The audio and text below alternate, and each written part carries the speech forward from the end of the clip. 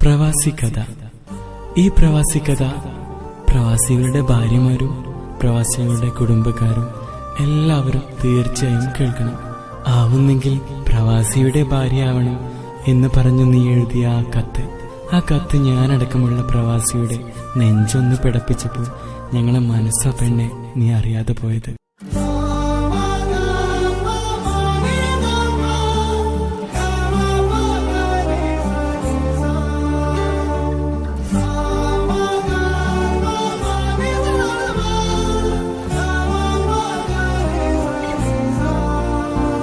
കാത്തിരുന്ന് കഫീലിന്റെയോ മാനേജറുടെയോ കൈയും കാലും പിടിച്ചു കിട്ടുന്ന ലീവിന് നാട്ടിലേക്ക് പുറപ്പെട്ടപ്പോൾ നിന്റെയും മക്കളുടെയും തിളങ്ങുന്ന കണ്ണ് കാണാനോ പെണ്ണെ.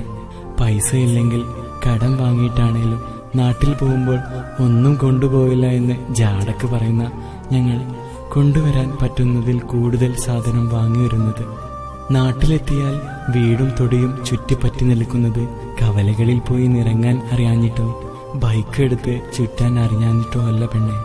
നാളെ തിരിച്ചു പോയാൽ ഒറ്റമുറിക്കുള്ളിലെ ഇരുമ്പ് കട്ടിലിൽ കിടന്ന് നിന്നോടും മക്കളോടും ഒപ്പമുള്ള വിശേഷം മനസ്സിൽ കൊണ്ടു നടക്കാനാ, അത് കണ്ട് സന്തോഷിക്കാനാ.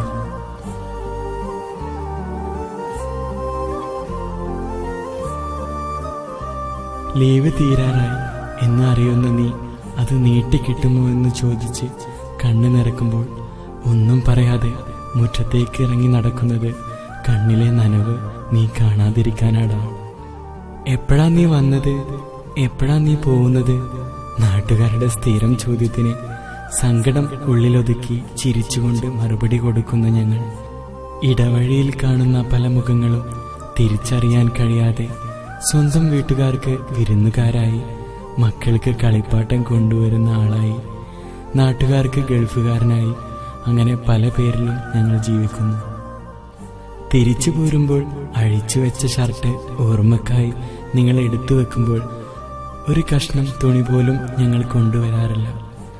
പകരം നിങ്ങളോട് ഒന്നിച്ച് ചിലവിട്ട ദിവസങ്ങളിലെ ഓർമ്മയാണ് പെണ്ണെ ഞങ്ങൾ പ്രവാസികളുടെ കൽബിലെ കുളിര്. പടിയിറങ്ങുമ്പോൾ നിന്റെ കവിളിൽ നിനക്ക് മുത്തം തരുന്നത് എന്തിനാണെന്നറിയോ പെണ്ണെ? നാളെ ഒരു പക്ഷേ ആണിയടിച്ച പെട്ടിയിലായിരിക്കും എന്റെ മടക്കമെങ്കിൽ ഒരു മുത്തം തരാൻ ഞങ്ങൾക്ക് കഴിയില്ലല്ലോ എന്ന് ഓർത്തിട്ടാ.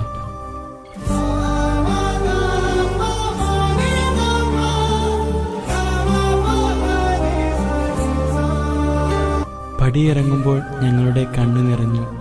നീ കാണില്ല പെണ്ണെ, കാരണം അപ്പോഴേക്കും ഞങ്ങളുടെ മനസ്സ് ഞങ്ങൾ കരിങ്കല്ലാക്കി മാറ്റിയിട്ടുണ്ടാവും. നിന്റെ കയ്യിലടിച്ച സത്യങ്ങളെല്ലാം പാലിച്ചാലും വല്ലപ്പോഴും ഒരു സിഗരറ്റിന് തീ കൊളുത്തുന്നത് നിന്നെയും മക്കളെയും പിരിഞ്ഞതിന്റെ വിഷമം മാറ്റാനാണ്. തിരിച്ചു വന്നാൽ തടി മെലിഞ്ഞുപോയി എന്ന് പറഞ്ഞ് നിങ്ങളുടെ കൈകൊണ്ട് വിളമ്പി തരുമ്പോഴാണ് പെണ്ണെ മരുഭൂമിയിലെ ചൂടിൽ വെന്തൊരുക്കിയ ഞങ്ങളെ ശരീരം ഒന്ന് പുഷ്ടിപ്പെടുന്നത്.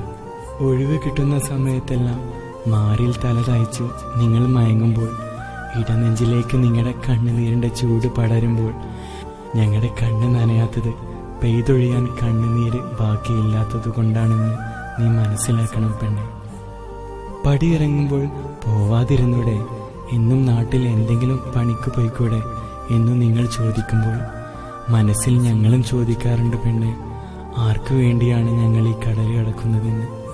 പ്രവാസിയാവാൻ വിധിക്കപ്പെട്ട പേരിൽ ഒരുപാട് സങ്കടപ്പെട്ടിട്ടുണ്ടെങ്കിലും അറിയാതെ ഈ പ്രവാസത്തെ ഇഷ്ടപ്പെടുന്നത് തന്റെ കുടുംബം അല്ലലില്ലാതെ കഴിയുന്നത് കാണാനടാ. ആഗ്രഹമുണ്ട് പെണ്ണെ, നല്ലൊരു മകനായി, നല്ലൊരു ഭർത്താവായി, നല്ലൊരു ഉപ്പയായി, നാട്ടുകാർക്ക് പ്രിയപ്പെട്ടവനായി ജീവിച്ചു മരിക്കാൻ. അതിനീ പ്രവാസിയായിട്ടാണ്